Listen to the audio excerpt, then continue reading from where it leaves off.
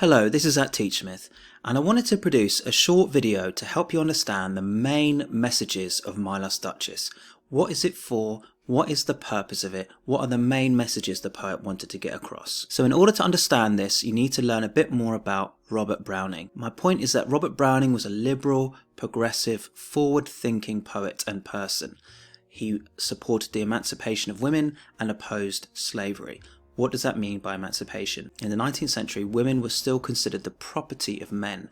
They couldn't vote, they couldn't own their own property, the property was their husband's, they couldn't get divorced.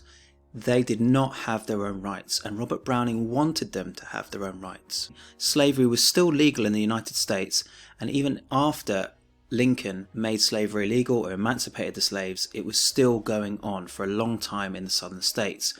So Browning is criticizing power, the abuse of power. So these are the main messages. He's criticizing the abuse of power, he's criticizing gender inequality, he's criticizing people not having their own personal freedom, people being slaves or serfs or being under the subservience of people, women being in subservience to men, black people and other races being in subservience to white people. He criticized these things. So when you're reading this poem, that's what you have to understand. It's basically criticizing the Duke. The Duke is looking at the painting of his Last Duchess and he's being criticized by the audience. The way he's being portrayed is negative, a deeply negative, arrogant Duke. So the easiest way to understand what is going on here is to look at the title. So the Duke points to the painting on the wall, showing it to his guest, and he says, "This is my Last Duchess." So the "my" is possessive. He felt like he owned her. And last, is it a list of duchesses? Is this like an object that you own, like a horse? Painting seems to be as important to him as the real Duchess was. And again, she's not named. He doesn't say her name at all. He just says the Duchess. So when she married the Duke, she just became the Last Duchess. She does not have her own individuality.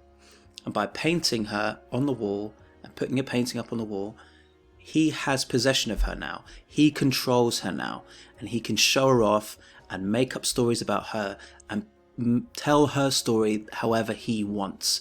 The Duchess was giving too much attention to other men, and not just other men, common men. Again, the Duke is being criticised, and the system, even the almost feudal system of lords and ladies and commoners, is being criticised. The Duchess should have remembered her place. She should not have spoken to the servants and the gardeners. She should not have thanked people for cherries and apples, as she should thank the Duke for his title. He is incredibly snobbish, arrogant, pretentious. He wants the Duchess to only have attention, only have eyes and smiles for him. And again, Browning is satirizing this. Browning is criticizing this system, criticizing this class view of society. Very, very forward thinking. And then of course we have this incredibly sinister quotation, "I gave commands, then all smiles stopped together." So again, the I pronoun, he has absolute power. The Duke has absolute power. All smiles stopped. The Duke can kind of cover himself. He's just saying, I had control. She didn't smile anymore when I didn't want her to. But essentially the heavy, heavy inference is that she was killed by the Duke or executed.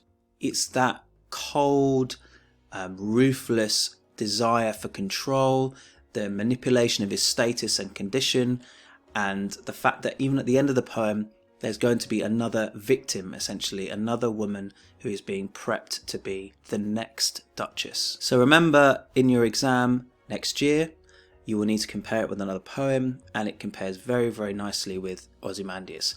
Of course, it can compare with, technically speaking, any other poem, but it compares quite nicely with Ozymandias.